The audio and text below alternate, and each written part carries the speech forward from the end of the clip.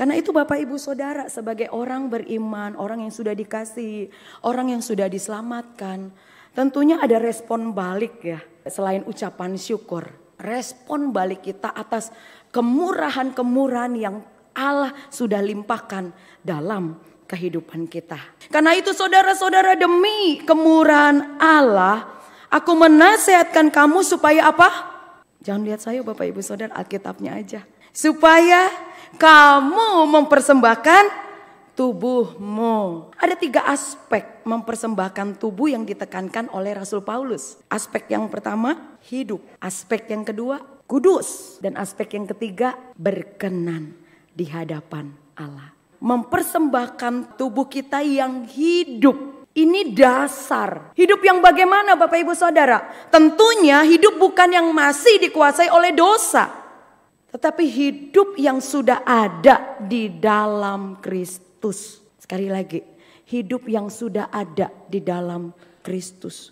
Bukan lagi hidup yang dikuasai oleh dosa yang kita persembahkan kepada Tuhan. Ini merujuk pada Roma pasal 6 ayat 11 sampai yang ke-13 saya membacakan bagi Bapak Ibu. Demikianlah hendaknya kamu memandangnya bahwa kamu telah mati bagi dosa. Tetapi kamu hidup bagi Allah dalam Kristus Yesus. Sebab itu hendaklah dosa jangan berkuasa lagi di dalam tubuhmu yang fana.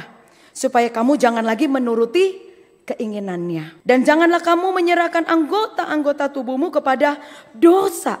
Untuk dipakai sebagai senjata kelaliman. Tetapi serahkanlah dirimu kepada Allah sebagai orang-orang yang dahulu mati. Tetapi yang sekarang hidup. Dan serahkanlah anggota-anggota tubuhmu kepada Allah untuk menjadi senjata-senjata kebenaran. Hidup yang dimaksud itu adalah hidup yang sudah di dalam Kristus. Hidup yang dipersembahkan untuk senjata-senjata kelaliman. Bukan ya, kebenaran. Seperti yang dikerjakan Allah di dalam kehidupan kita. Bapak Ibu Saudara, ketika kita beribadah, ya, apakah kita sudah memberikan seluruh hidup kita kepada Tuhan atau setengah-setengah? Tubuh memang di ruangan ini, tapi hati kita, pikiran kita ada di tempat lain juga. Dikatakan persembahan hidup artinya di sini menyerahkan seluruh anggota tubuh kita. Apa saja sih anggota tubuh? Mata, telinga, mulut. Ketika kita beribadah, tentunya ketika kita sudah menyerahkan itu semua untuk kepada senjata-senjata kebenaran. Bapak Ibu Saudara, apakah di dalam ibadah Bapak Ibu Saudara masih sibuk dengan media sosial? Saya mau mengatakan di tempat ini, saat ini, kalau Bapak Ibu Saudara kurang iman dalam menggunakan HP, gadget Bapak Ibu Saudara, saat mungkin pertama-tama buka Alkitab ya, tapi habis itu tiba-tiba notifikasi kita ada muncul tanda-tanda ya di mana gitu ya. Ada keinginan untuk membukanya. Apalagi misalnya ada keterlibatan pembicaraan sebelum kita datang ke ibadah gitu ya. Jadi bisa disambung lagi di saat ibadah. Ketika kita beribadah kepada Tuhan, tubuh kita, hidup kita sudah serahkan seluruh anggota kita ini untuk memuji, menyembah, memuliakan Tuhan. Tidak lagi untuk hal-hal yang lain. Setiap kali orang kasih pengumuman yang terakhir itu, kalau Bapak Ibu Saudara perhatikan, Bapak Ibu Saudara jangan makan ya di ibadah.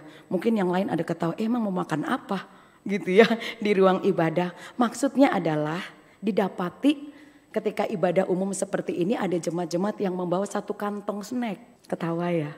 Mungkin kita ketawa karena kita nggak melakukannya.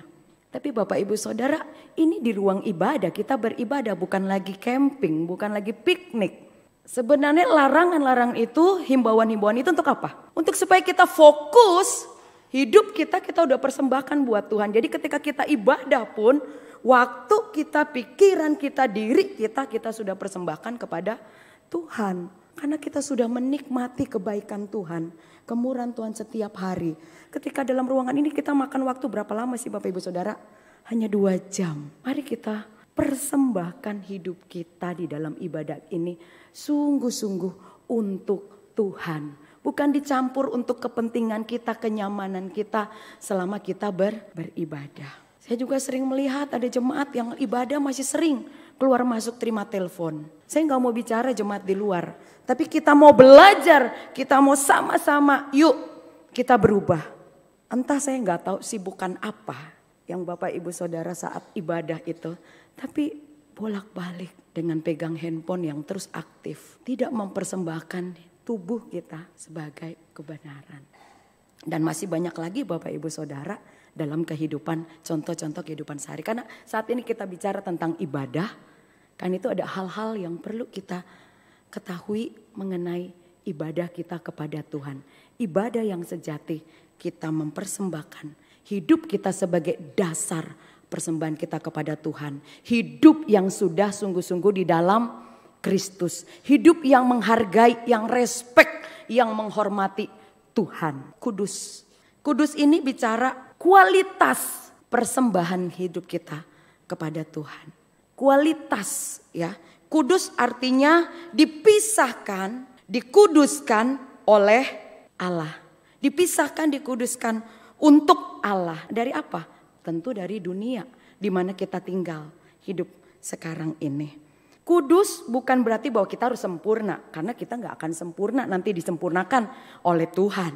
Ya, kudus bukan berarti kita harus sempurna. Tetapi ada usaha. Ada perjuangan untuk hidup sesuai apa yang Tuhan mau, yang Tuhan kehendaki.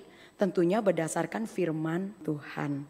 Tuhan kan juga bilang ya untuk hari ke-7. Dia menguduskan hari ke-7 untuk hari peribadatan. 2 jam kita beribadah kepada Tuhan. Apakah kita mempersiapkan hati kita, diri kita, hati kita untuk memuji, menyembah Tuhan. Jemaat jangan terlambat ya. Ibadah kita jam 7, jam 10, dan jam 6 sore. Dari 3 ibadah ini, masa tiap kali 3 kali ibadah ada salah satunya orang terlambat terus. Mari kebiasaan-kebiasaan itu kita kikis, ubah pelan-pelan. Supaya benar-benar bahwa ibadah saya persembahkan seluruh hati, pikiran, diri saya. Untuk siapa? Tuhan. Ya, masih pengumuman ini. Masih puji-pujian ini gak apa-apa lah, yang penting jangan sampai khotbahnya lewat. Tidak Bapak Ibu Saudara, namanya ibadah itu satu kesatuan dari saat teduh pribadi sampai mulainya ibadah. Itu satu kesatuan. Ya, mempersiapkan hati, minta ampun sama Tuhan. Mungkin waktu persiapan saya kayak punya anak kecil gitu. Aduh repot sekali Bapak Ibu Saudara. Ada di situ marah-marah, jengkel-jengkel, dongkol-dongkol ya. Mau cepat waktu apa segala. Aduh Tuhan minta ampun. Sudah hal-hal yang mewarnai waktu ibadah seperti itu. Supaya benar-benar ketika ibadah gak ada penghalang dosa ya Bapak Ibu Saudara. Baru setiap kita cara berpakaian, persembahan kita dipersiapkan semuanya. Disiapkan karena kita mau datang kepada Allah yang maha kudus. Ya, yang maha kudus. Memang dia Allah yang mengampuni. Tapi ingat dia juga Allah yang agung, yang mulia, yang kudus. Malam minggu apa yang kita lakukan? Ya, buat anak-anak muda. Wah ini kan malam minggu ya. Terserah mau bikin apa-apa. Nanti kok hari minggu juga minta bertobat sama Tuhan.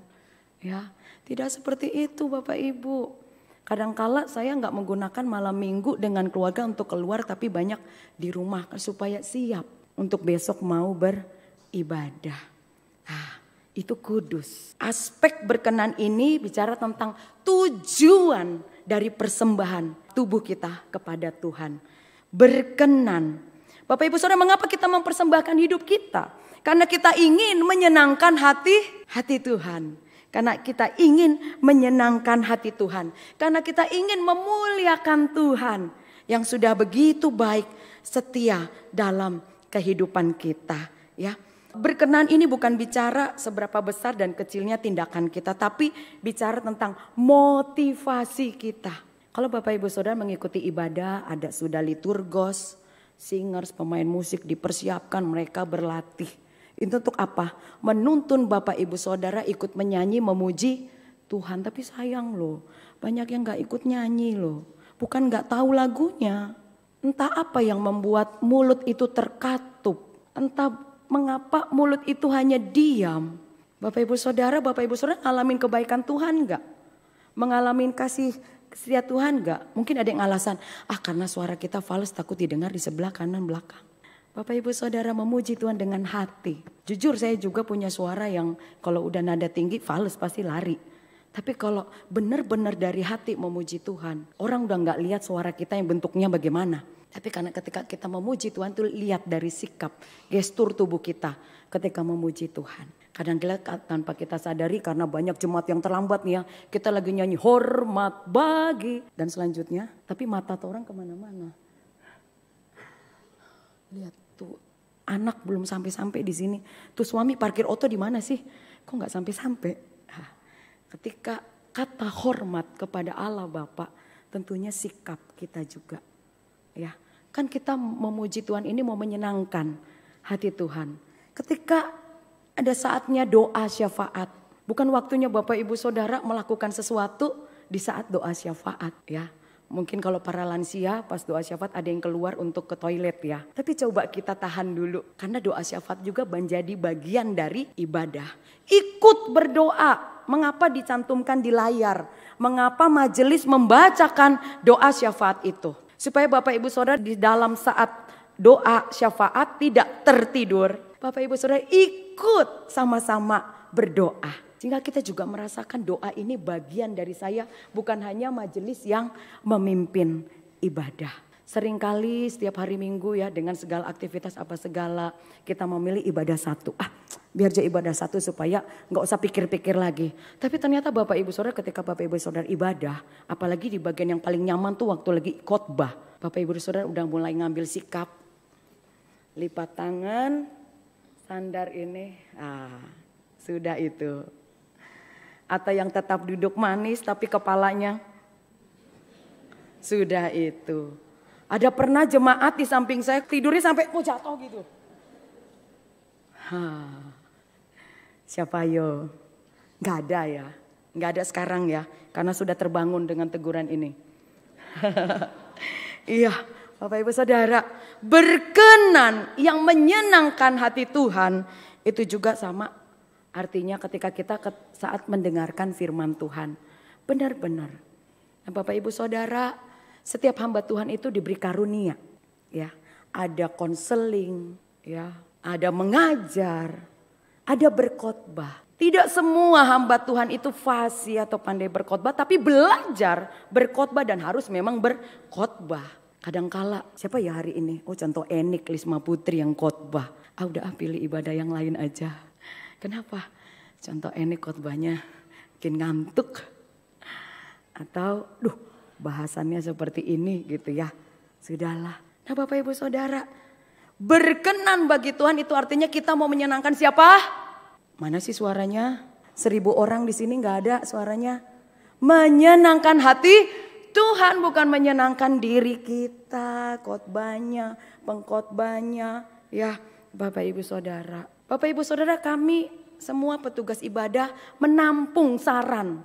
Ya, menampung masukan ketika ada misalnya Bapak Ibu Saudara waktu lagi ibadah, kok yang isi pujian paduan suaranya fals ya, atau ini singersnya terlambat ini, atau alat musiknya mic-nya ini. Jadi sepanjang ibadah itu isi hati kita apa? Ngeritik aja terus. Salah aja terus yang dilakukan orang. Sekali-sekali berdiri Jo di sini. Sekali-sekali duduk di sana. Pimpinlah. MAV mengundang jemaat, mengajak, menghimbau jemaat untuk serahkan diri melayani Tuhan. Singers, pemain musik, mana jemaat suaranya? Ya, malah kebanyakan simpatisan.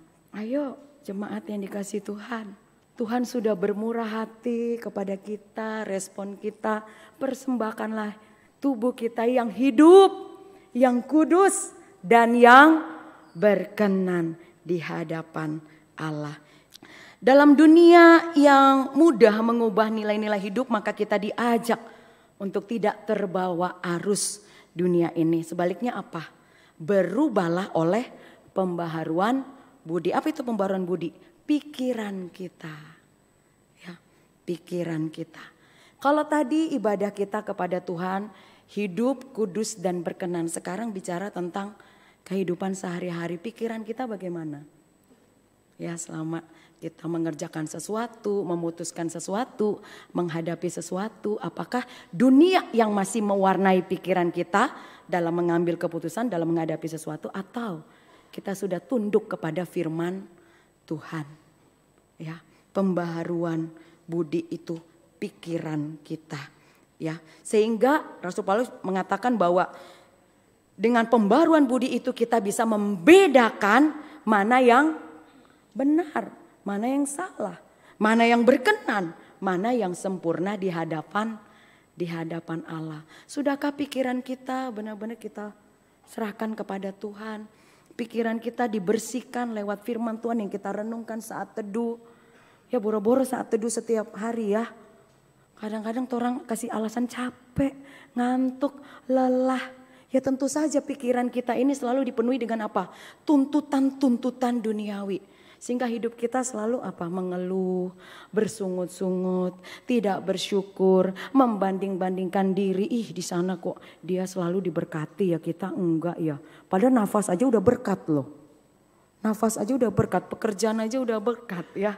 Nah, Bapak Ibu Saudara, pikiran ini juga kita persembahkan kepada Tuhan saat menghadapi situasi tertentu, saat menghadapi untuk mengambil keputusan-keputusan.